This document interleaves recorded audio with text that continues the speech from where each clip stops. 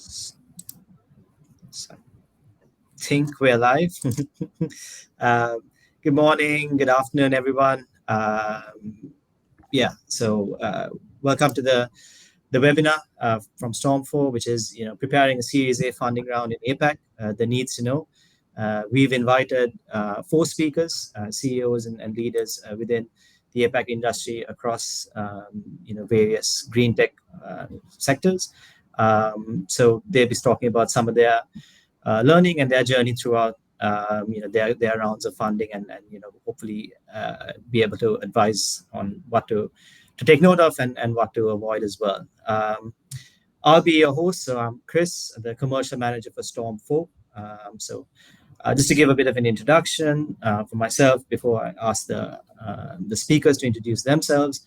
Storm4 is a green tech recruitment specialist, headquartered in London, but our regional headquarters for APAC is here in Singapore, and we also have offices in Amsterdam and Dallas in the other parts of the world. Our mission is to connect, sort of the top talent and the senior leadership within the green tech space across, startups and scale-up businesses, and inside. But my role predominantly also comes in to try and add more to the actual marketplace and provide information and knowledge to both candidates that are looking for new opportunities, but also clients who are launching their startups and supporting their scaling as well. That's the idea of the webinar, just to make sure that everyone in the industry who are very much mission led has an opportunity to talk about their business and their ventures, and then give hopefully the ecosystem and idea in terms of how they can approach things themselves as well in the future. So with that being said, could I maybe ask you guys to start introducing yourselves? Maybe David, if you want to go first and make an introduction. Sure. Thanks, Chris, and thanks to Storm4 for the opportunity. I'm David Henderson, CEO and co-founder of Driver. We're a purpose-driven company which is trying to make the roads of the world safer. We do that through using the smartphone as a sensor to monitor and identify driving behavior, detect accidents, and then help with the dispatch of emergency services to those accidents. We also use that same technology to identify things like CO2 emissions and help companies and motorists to reduce their CO2 emissions. Thank you. Maybe Pierre, if you want to.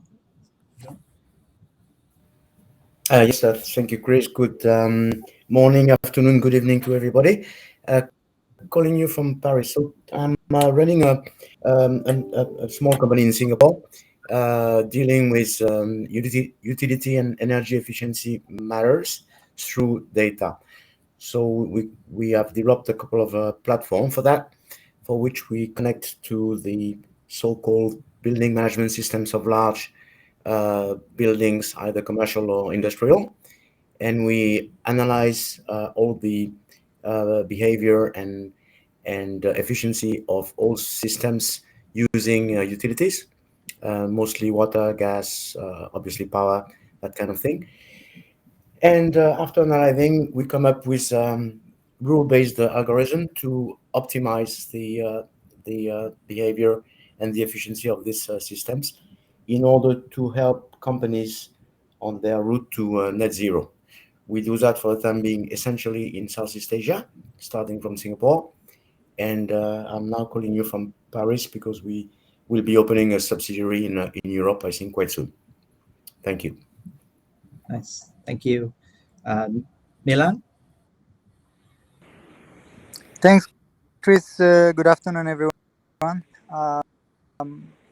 It's introduction by saying we are a purpose-driven company. I wish particularly startups will be purpose-driven instead of profits-driven to make a significant difference. I wish to believe that we're also a purpose develop infrastructure. Unlike we do not do much of any tech products. We develop solar project, try to help corporations to reduce their carbon footprint, or purchasing renewable energy. Yeah. All right. Thank you. And Rob, last but not least. Thank you very much, Chris. And hi, everyone. Thank you very much for the opportunity from Storm 4 here. My name is Rob Waterworth. I'm the CEO of Flint Pro. We're a software science company, and we specialize in estimating greenhouse gas emissions from land. So you can imagine, there's all these different things happening across agriculture, forestry, you have deforestation, reforestation, all of these types of activities happening. The land sector is a very interesting space for climate change because it's really at the intersection of risk and adaptation, but also from an emissions perspective, it's both an emitter of greenhouse gas emissions, but it also has the potential to remove a lot through forests and soils and other activities. So it's quite a unique little area. It's a key piece to solving the issues of climate change. And so our software takes multiple streams of data from satellites, models, ground information, integrates them, and provides everyone from sort of farmers through to large financial organizations and corporates with the ability to both track their emissions, but also create scenarios and make decisions to try to reduce them. So very similar to everyone else, or many of the others here, which is fantastic, all working on very different sectors of a very large problem. Yeah, no, appreciate it. So from our side, we thought it might make sense, logically, to start from the top, which is, how would you, shortlist investors and potential investors, then go on to like sort of building your pitch itself, and then the fun stuff, which is around the paperwork and the due diligence and things like that, and that's generally sort of look for you guys' advice in terms of the overall. Sort of your key learnings from whatever processes that you've run and whatever fundings, including the Series A that you've been a part of.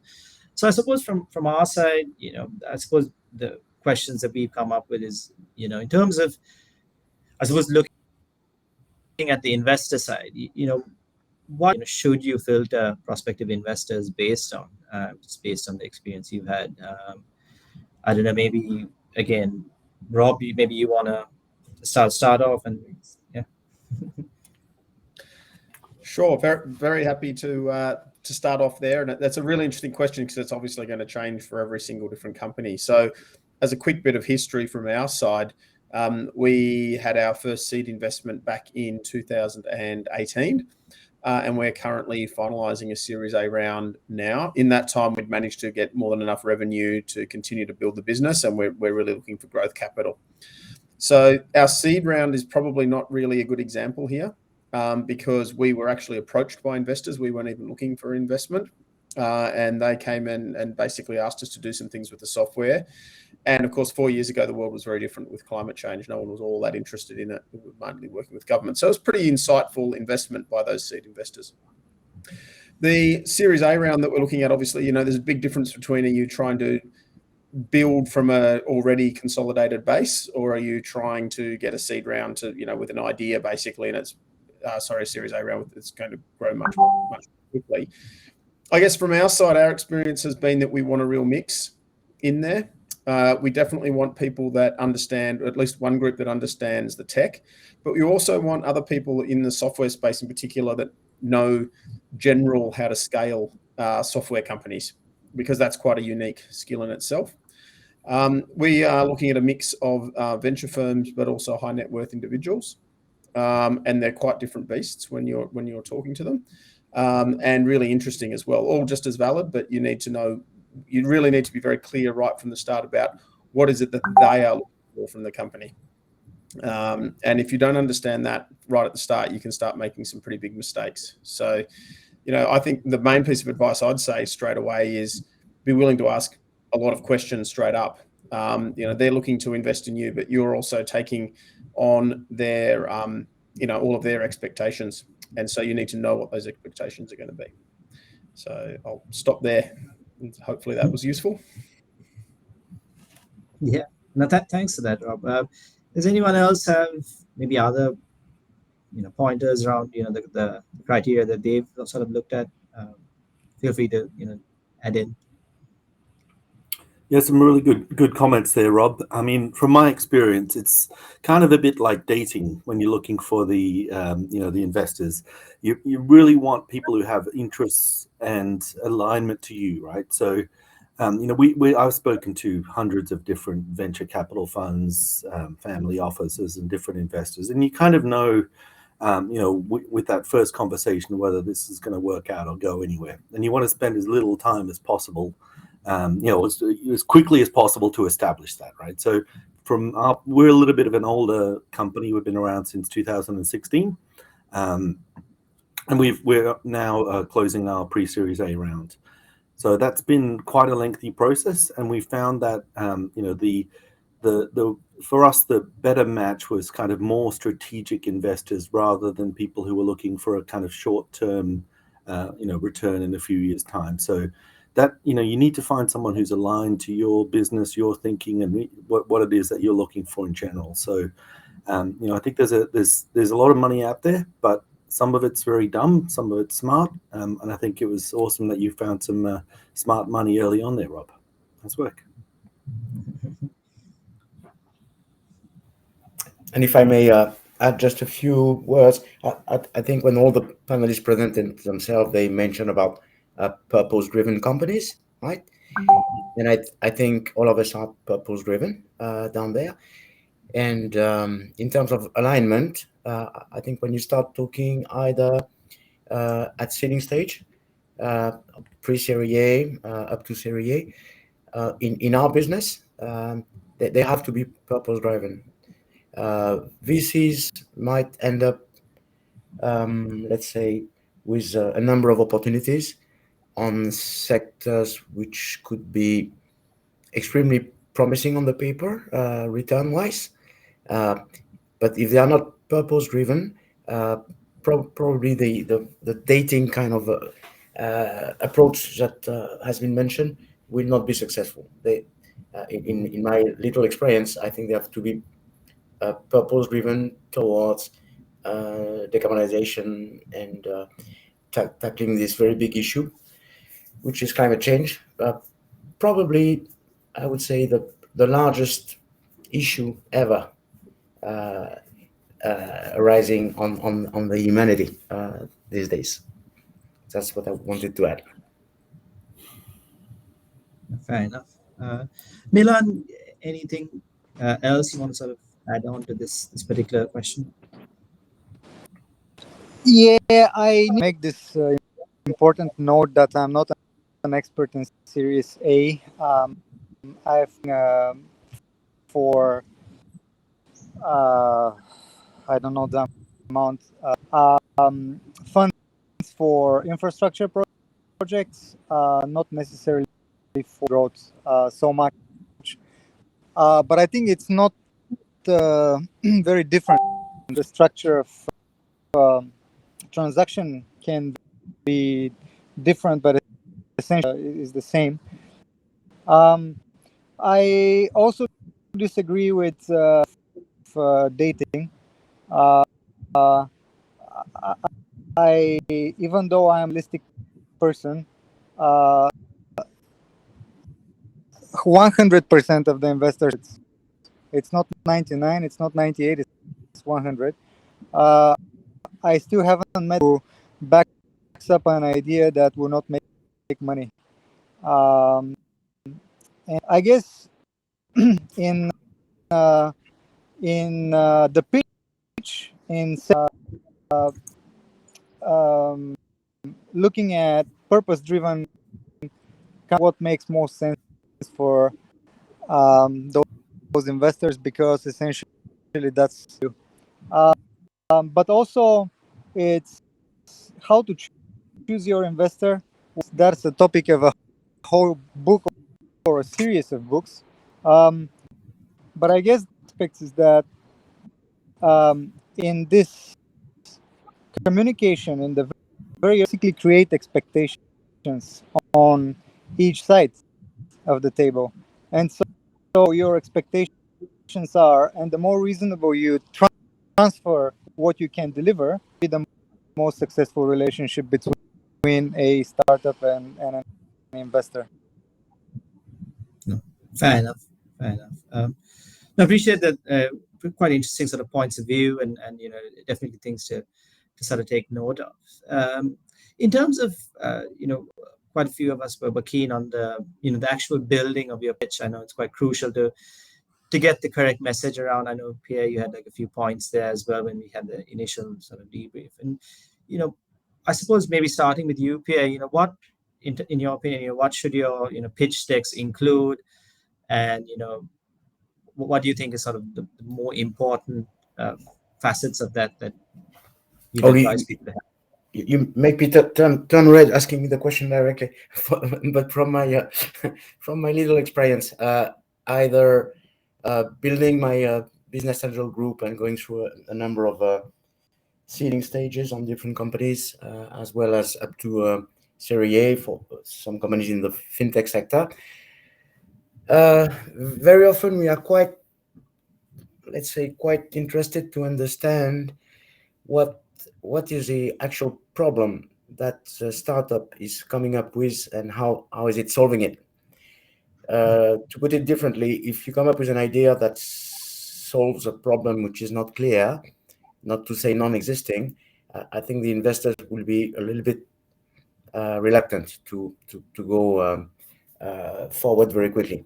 So that's what we call the problem statement. What kind of problem are you trying to solve? State your problem.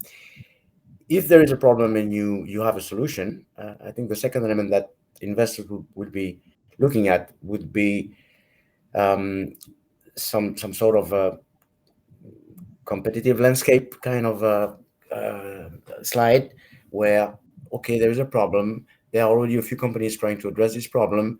That is a competitive landscape. But within this competitive landscape, with my startup, I have an USP. I have a unique selling proposition. I have some differentiators, and you have to clearly state them, right? All these investors have lots of people making due diligence. So don't try and be tricky on your differentiator, because if you have no differentiators, they will spot it very quickly, and then the discussion will come short. Obviously, when that has been clarified, I think talking about the addressable market is also quite interesting, and not only the addressable market, but the reachable addressable market in the years to come. Your market can be completely global. I think all the companies sitting on this call have a completely global market. That's for sure. Decarbonization is a global issue. Does it mean that we can reach the completely global market in the next 3, 5, 7 years to come? Maybe not. So addressable market as well as reachable addressable market. I think these are points that the investors are expected to be presented. Next one, and tell me if I'm too long, but normally we want to talk about GTM strategy, go-to-market strategy, potentially client acquisition costs, if that is something that you have been working on, and lifetime value of your clients. These are helping VCs or P funds or business angel groups or high net worth make some calculations on the financial forecast of the company. Very often we ask questions about who is going to be your ideal investor. I think we have tried to discuss that earlier on, but that kind of question comes very often. Second, last but not least, we are happy to try and understand how much money is raised and what for. That's what we call the use of proceeds on the fundraising. And last, sometimes we talk about potential exit strategy. What's your target? Do you want to be acquired by one of your major client, global company in the next 3-5 years? You want to go IPO? You want to go ICO for those in the blockchain world, etc. That kind of things. So basically, if I'm not mistaken, something around 7 points that need to be addressed from my little experience there. Fair enough. Fair enough. Yeah. Any other sort of points to talk around, in terms of the pitch decks and what you guys have learned along the way in terms of what to include and maybe what not to? So, I think coming from a bit of a science background, I would say that the challenge when you're doing your first pitch deck, if you're really deeply involved in the tech, is that you spend way too much time in the deck saying how you do something instead of why you're doing it. And I think that comes back to Pierre and everyone's points, basically, that the investors are looking for returns and they're looking on what the problem statement is and how you're going to fix it. And the how you're going to fix it isn't the technical solution. The how you're going to fix it is what are the specific parts of the problem you're actually going to attack. And there's a classic mistake I think I've certainly made, and I'd say plenty of others have, is you get so excited by the tech and the investors simply do not have the time or the interest to know what stack you're using. They need to know what the product's going to do. So Yeah, that's a perfect why you're doing this and not how, because I think more than 95% of the startups fail is not because doing plans, but it's because there's just too many startups. There is just too many one day and decide to start doing something because it can make money or because for whatever.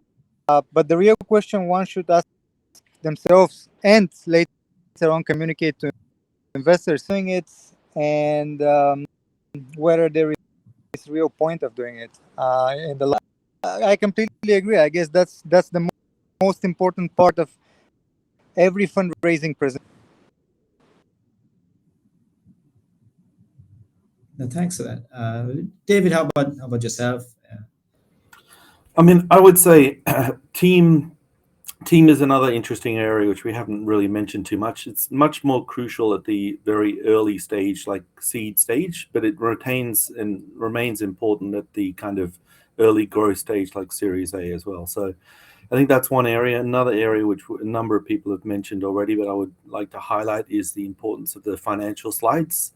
So I think the investors really want to see, good financials, and they want to see that the business is growing. This is not an NGO, not for profit, or an NGO. They want to get a return on their money most of the time, so that's something that you need to look at as well. But yeah, that's my 2 cents worth. Fair enough. Fair enough. And in terms of obviously the process, I suppose once you've got the pitch ready and things like that, what advice would you guys have in terms of the actual pitch itself and like practicing off that pitch? Is that process? I don't know. Maybe David, you want to start, like in terms of. I assume that's quite important. So how you found that? So I mean, I guess the idea that it comes down to how you pitch, or the kind of it's a one-time thing, is probably a bit of a fallacy, because most of the time you're developing a relationship with the investors, right? So it's not a one-time thing. It's going to be over a series of weeks or months or perhaps longer. So it's not about, train your voice and do this or that for that particular pitch, because I don't think that really matters. It's more about the ongoing relationship you have with that investor, because, for example, for us, this process has taken, and I think this is not unusual, 6 to 9 months to get to this stage. And in fact, we've known the investors for 3 years now. So this is an ongoing process. It can take some time. And even if you do the most fantastic pitch, that's still going to take a while to get that over the line. So it's an ongoing thing. So, initially you may get a no, or they may not have budget that year, or there may be some other issue. But yeah, if you're looking at like strategic investors, I mean. Okay. Anyone else with sort of like thoughts on again, that was quite interesting to hear, because usually I think you you assume that it is that one time, that one chance you've got. But any other sort of insights around? No, I'd just echo that. I think that it's a relationship, and if you should, of course, practice your deck. You should certainly know your material backwards and forwards, and so that when people ask questions, you can answer them correctly with confidence. But you also don't want to be ludicrously robotic and unrelatable, because, as you said, you're going to be forming a relationship and working with these people for years, and they're going to want to know that they need to trust you, and they also need to know that they can, work with you. So, yeah. Okay. Fair enough. I suppose then, moving on to like the parts around, the paperwork and then the due diligence that you need to sort of put in. I suppose how do you guys find that entire process of collecting the documents, anything that you've learned in preparation for that, knowing that that's maybe one of the end goals there, or one of the must-haves? How have you sort of found that process? I mean, feel free to start, whoever wants to. I can jump in there if you like quickly. I mean, I would start straight away. The moment you've got your deck, start pulling all of the data room together as quickly as possible. I think there's a few things that came out of this for us that are really useful. Is, in some ways I'd suggest that companies that aren't even raising should pretend they're creating a due diligence data room, because it actually really does force you to think about all the decisions you've made and all the documents that you need, and they're all in one place and easily accessible. And we've actually started using our data room often as a repository for other key company information. And you've got to remember that they're going to want to go through it. So you need a room that is really nicely structured. We ended up using Box. We found that probably the nicest way of using it as an online system, but there's plenty of others. Have it really nicely structured, have it documented, have it really clear where all the documents are, and be ready for requests for documents that you may not have or that you had not thought you would need, and be really willing to turn that around fast, would be my main points on that.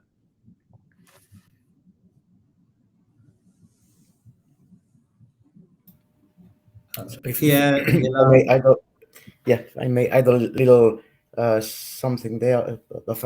Aside from the fact that definitely you need to have all these documents, and in particular financial documents, ready proper for the would-be investors, is that if you don't have that ready in time, I think you are wasting your time, because that gives a very bad impression on your company.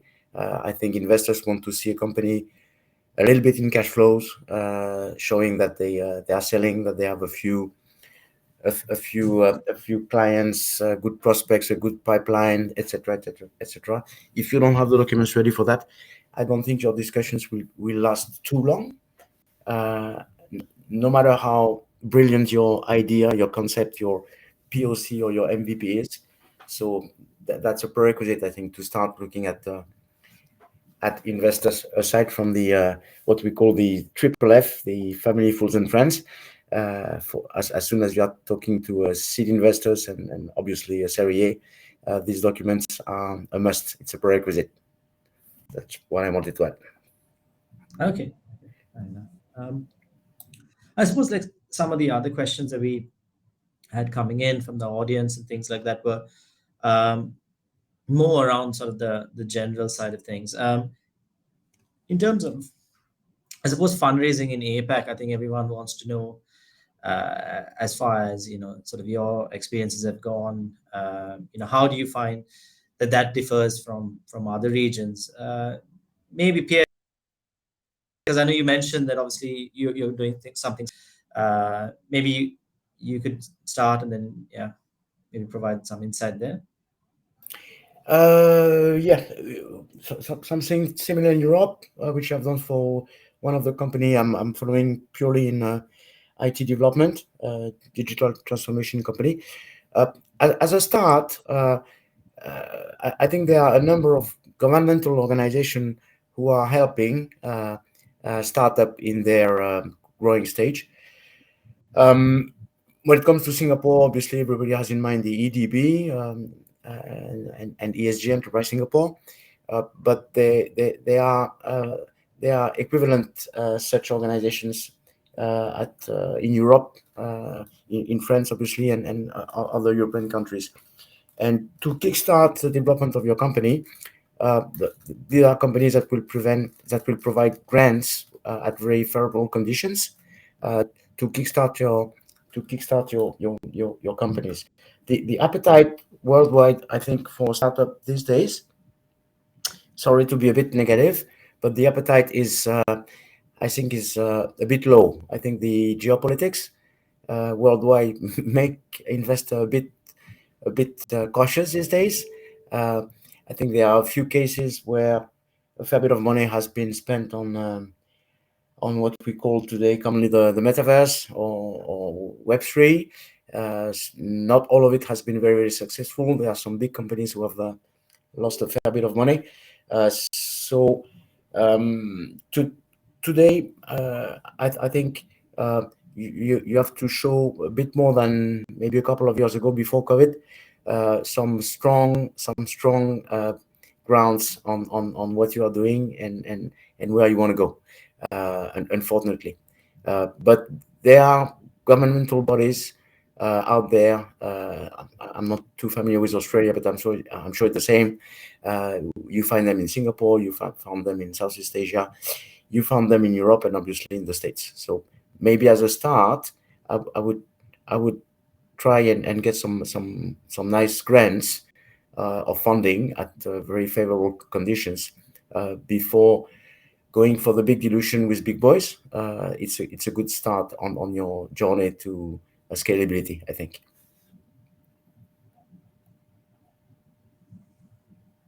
So I think one of the to answer your question directly about the differences between APAC and other regions, I think one of the areas I would highlight, possibly with the exception of Singapore, is that investors in Southeast Asia tend to be a lot less risk adverse than, say, investors in the US or other markets, especially now. But I think that's a historical trend. They don't like the idea of that they may lose money. Nobody likes that, but I think it's even more of a problem in Southeast Asia. So there's a big gap in funding at the early stage, like the very early stage, like angel investors and family and friends, and early seed stage outside of Singapore. And so in places like Vietnam, Thailand, Philippines, Indonesia, getting that early first round of investment is very, very difficult. There are a small number of government grants, but very few outside of Singapore in Southeast Asia. Malaysia has some, Singapore has some, has a lot. But if you're in somewhere like Thailand, there's virtually nothing in terms of government assistance. And I think I would agree with Pierre's comments about the climate in terms of geopolitically is not very favorable. And we're not just talking about Russian startups here, but startups all over the world are really having a difficult time raising money. And now it's you need to, the valuations are way down, and it's a tough gig at the moment. But that said, if you have a good business and you have a real potential and you've shown that you can execute, you'll be able to raise money.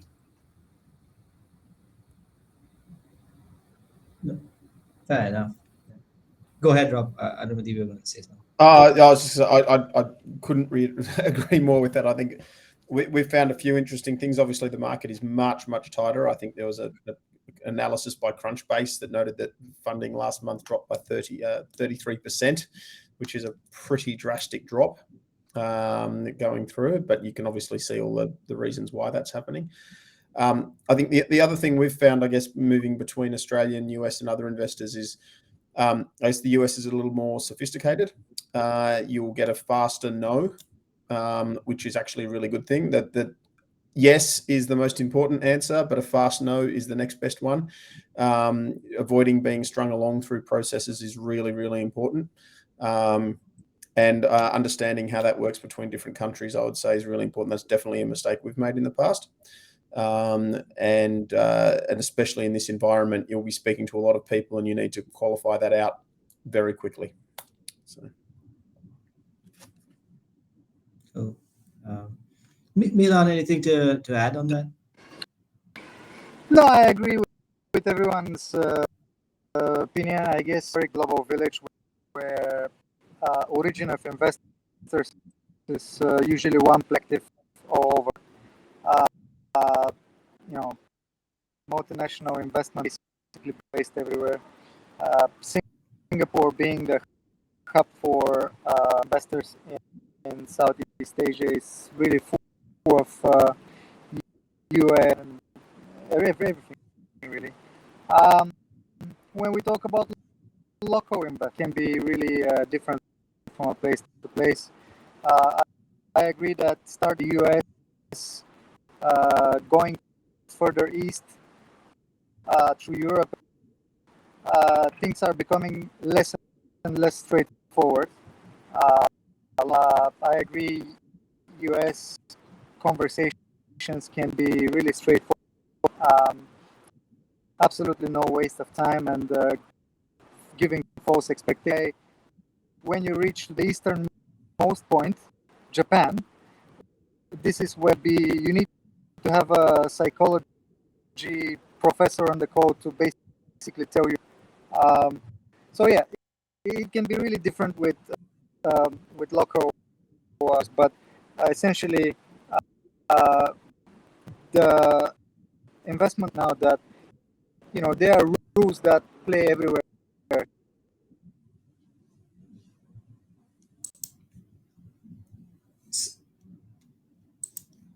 Sorry, Milan. I think you cut off there. But appreciate the points there around what you guys were making.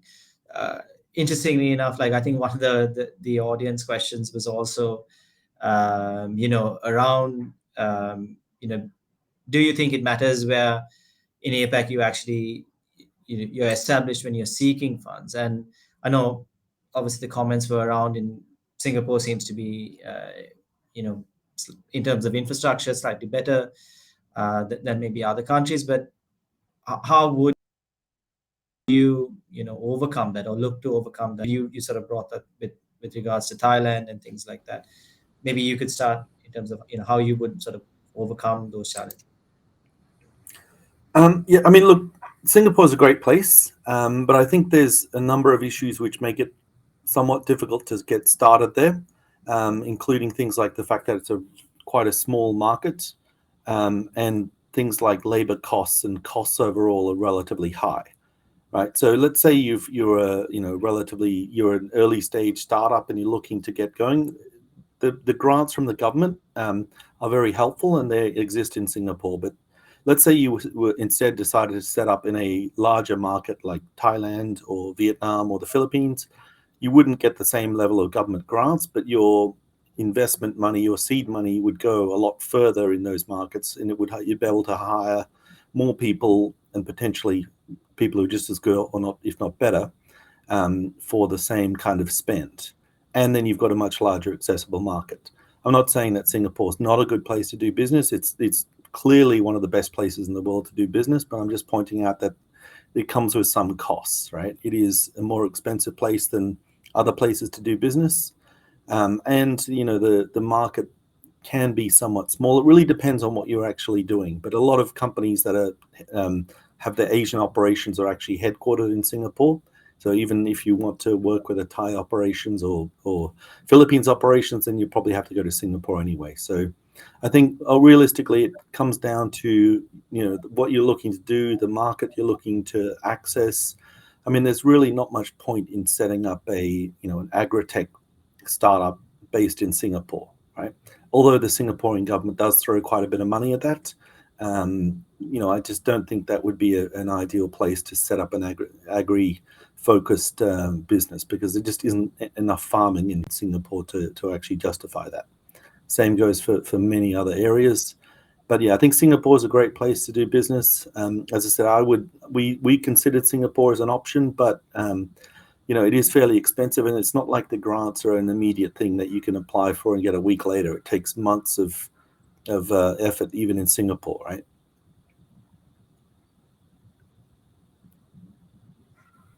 Rob, what's been your sort of experience with with Australia and obviously, that versus some of the other locations that have been mentioned here? Well, I've been living in Singapore for 24 good years now, so maybe I'm a bit biased in the way I'm looking at it. Yeah, it's true that the market is very small in Singapore. It's true that the costs of doing business are surely not getting any cheaper by the day. I'm talking forex exchange here. I'm talking general cost of doing business and salaries. Yet, for example, if I look at the carbon tax market, which will open a number of opportunities in synergetic sectors, I think. I wish to believe that Singapore is going to try to play a leading role for Southeast Asia on carbon tax market, even though obviously the carbon tax generation in Singapore alone is not that huge as compared to the whole of Southeast Asia. So there are indeed a few verticals where it might not make a lot of sense to start from Singapore. I think agri-tech is probably one of them. When it comes to solar business, do you think we have a lot of space in Singapore to deploy solar at large scale? Talking renewables, no, we don't. That's why we are looking at solutions where we build super gigantic solar farms in Australia or in Indonesia and bring the clean power, so to speak, by underwater cable down to Singapore. So I think it depends a little bit on what vertical you are in. But it's true that, Singapore, due to the cost of living, has no other option but to go for disruptive technologies and disruptive startup. And if I'm trying to talk to the audience there, if your technology is completely disruptive and you bring a fantastic solution to an existing problem, maybe Singapore could be a way to start as a platform, as a springboard for the Southeast Asian market. But I'm sure it's the same for Sydney. On looking at APAC. When I say Sydney, I mean Australia. Yeah.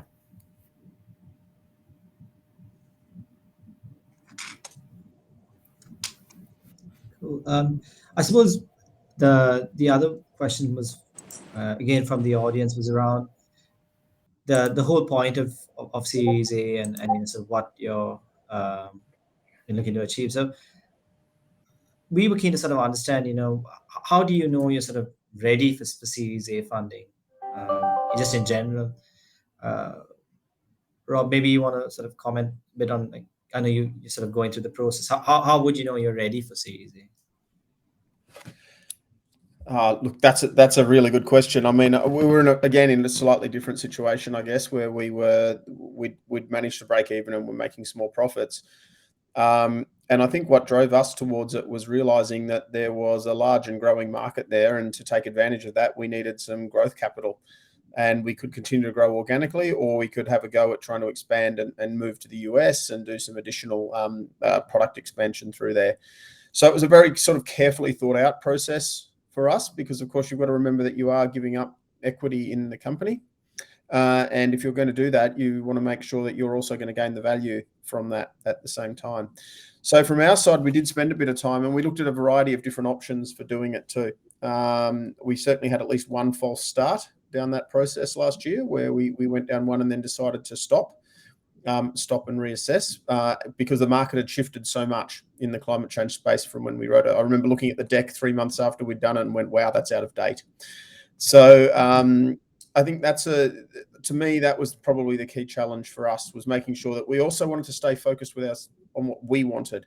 So several investors who sort of said, well, we might be interested, but we'd expect you to only look at this. And we're like, well, we don't really want to do that, and we don't think that's the best direction. So, and they could have been right. We'll find out. But it's definitely one of those things that you need to think about as you're going ahead. Yeah.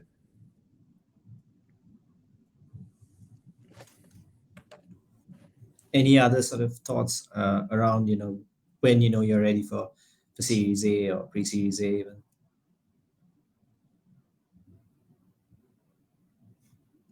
Cool.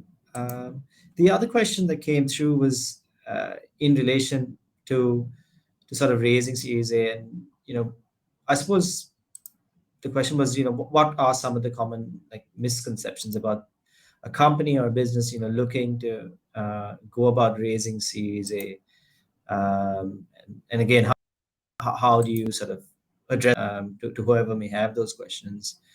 Yeah, maybe Pierre, you want to? I don't know whether you had any comments around that. I'm gonna leave the floor to. I'm on a separate agenda now. Leave the floor to one of the excellent panelists we have here, and I'll probably come back to that later. I can probably chip in here. So I've had quite a lot of conversations with CVC investors from one particular country in Southeast Asia, and those investors, it's like they actually have like a checklist which has a list of different things, like you have to have $1 million in recurring revenue, this, and this.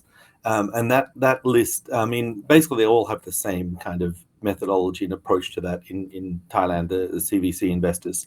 So it's, I wouldn't waste time with those kind of investors. You need to find someone who's actually, has a bit more risk appetite and is interested in and strategically aligned to what it is that you are doing, right? So from my experience, you may need to do a bit of traveling, you may need to go somewhere else to find the appropriate investors. There are lots of investors out there, both venture capital, which is more short-term in its approach, and then you've also got strategic investors and you've got family offices. So if you're in the B2B space, then look at companies that you're working with, right? They can be your potential investors, partners. A lot of our investors at the moment are corporates or they're family offices. That's where most of our investments come off from, not from venture capital where they're 3 years into a fund, they've got 3 years left to go. So their time scale is 3 years, right? So they want a return in 3 years, and that's just not realistic for most startups.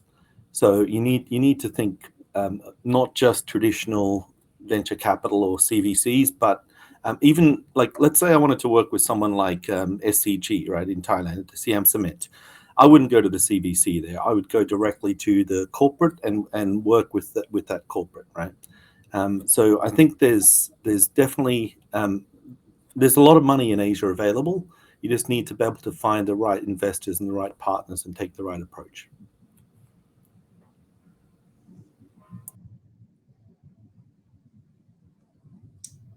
Cool. I suppose we're coming towards the end of the webinar in and of itself, and the question that we want to sort of pose to you guys towards the end is, in terms of sort of the finishing statements for startups currently watching today about Series A funding or even pre-Series A funding. What would your that statement be around the advice in general? Maybe Milan, I know obviously it's a slightly different business model and things like that, but just in general, in terms of like funding and the approach, what would your sort of finishing statements be to businesses that are looking to raise funding? Well, I think moving on from the pitch deck and communicating with finding the most suitable of those, yes, and having a base in Singapore, particularly for relatively beneficial when it comes to fundraising a business, is absolutely the wrong place. Not only because the cost of human resource, but also the efficiency of this human resource is it's not a startup driven in general. So I guess a couple of deciding points to make sure that you're with the right business idea. But I think I'll get back to simple statement. I'll get back to what I said and what other people said. Just make sure that your business and what investors want to see is that you're the world, and it's not any less. It's really changing the world, and that's what actual business is successful, I think. Okay. And Rob, maybe how about you? Oh, look, I would just finish with saying, do not underestimate the amount of time this is going to take. Not just in terms of length of, I don't think you're going to close it out in 1 to 2 months. You might be lucky and maybe you will, but it's generally going to be longer than that. But also thinking inside those months, how many hours of the day you're going to spend on this. And you need to think very carefully about the impact that can also have on your business. So every hour you spend focusing on the investment is something you're not necessarily focusing on your business itself. And you need to you'll be working many, many more hours. I know in most startups, you're working pretty well all of them anyway. So think about adding a few to that. And also looking for some support around that, because it's a great process. Definitely try to have fun with it. You are going to meet some fascinating people as you do it, which is a really nice thing as well. Even if they don't invest, you'll get some great advice and some great thoughts. Don't be afraid to ask people for feedback. Even once they've said no, ask them why, and you'll often get some really, really interesting and extremely insightful ideas. If they're a good group, they're generally very happy to help you like that. You will get a lot of no's, so develop a thick skin. But be ready once you're ready, and you find the right partners. Be as we said before, be ready to move very quickly. Don't waste a day here or there. Just keep it all moving. So that would be my main piece of advice. It's a difficult but very fun process if you treat it the right way. So I'll stop there.